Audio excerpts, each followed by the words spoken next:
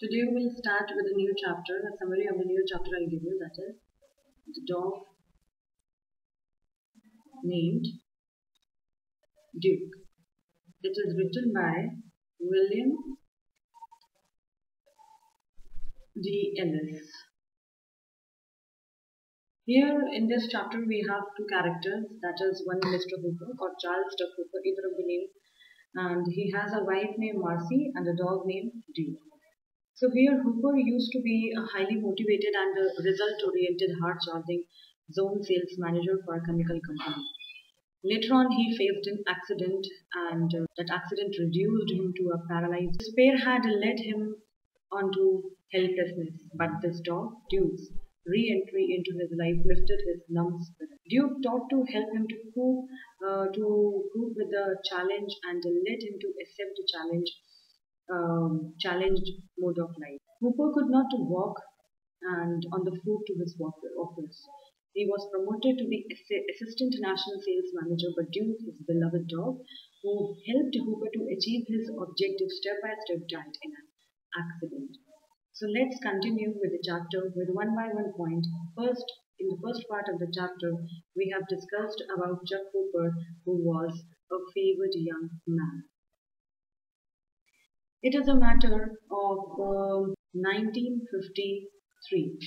1953, Hooper seemed to be favored and a successful young man. He was 6 foot 1 inch and always wore a broad smile on his face. He was highly competitive nature. Uh, he he had played on the university football team. He was a high charge of zone sales manager for the chemical company. Everything was going fine with him. Then he met a car accident. When he was driving home, Hooper met with a terrible car accident when he was taken to the hospital with a subdural hemorrhage in the brain, and his left side was completely paralyzed. He could not talk and but only breathe and see. His vision was double. He remained on the critical list for a month at least. And after the 5 weeks, some men from his company came to the hospital and told Hooper to take a year off. They promised to create a day stop for him at head. Later on, he was reduced to a paralyzed cripple. About 6 weeks after the accident, the hospital put him in a wheelchair. Every day, someone was working on the paralyzed arm and leg. It was followed by a bath, exercise, and a wheeled walker. But Chuck Hooper did not make much headway. In March, he was brought home, but here Hooper hit a new low. His wife Marcy went to work. He was lonely and lost in his thought. And then there come a re-entry. Finally, Duke was brought home from the kennel. When he saw Hooper, he jumped and hit him above the belt. So Chuck Hooper fought to keep his balance. The dog knew instantly that he had done a wrong thing and never jumped on Hooper again. He took up a post behind his master belt around the clock. The two starred at each one day out.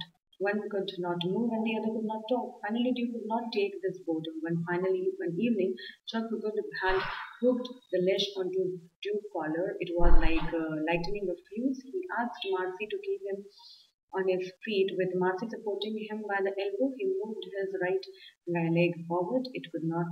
It could be called a step. Then about Chuck Hooper, Duke and Chuck Hooper, how Duke helped Chuck Hooper to take a short step to walk.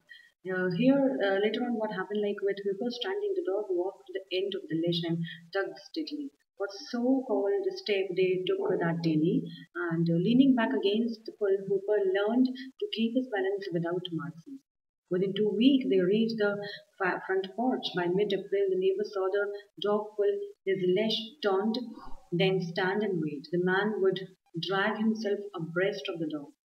Then the dog would go to the end of the leash and wait again. The pair set daily goal, Monday the 6th fence, and like this they continued walking. Then a course of physiotherapy started.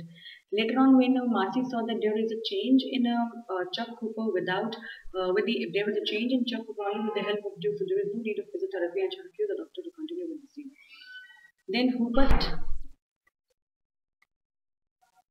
he sets his objective, his motto, that no one believed that a man who could not walk properly and working only for half an hour in the office can recover soon.